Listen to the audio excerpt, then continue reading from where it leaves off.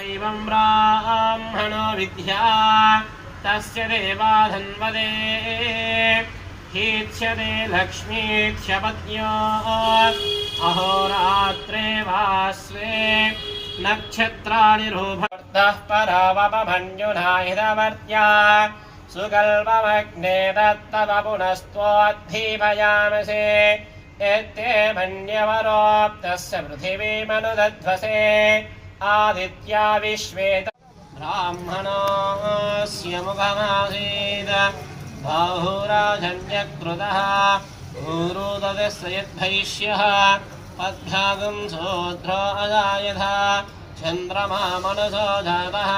मङ्गलनीराजनम् मङ्गलङ्गोसलेन्द्राय महनीय गुणात्मने चक्रवर्तितनूजाय सार्वभौमाय मङ्गलं मङ्गलादासनपरे मथाचार्य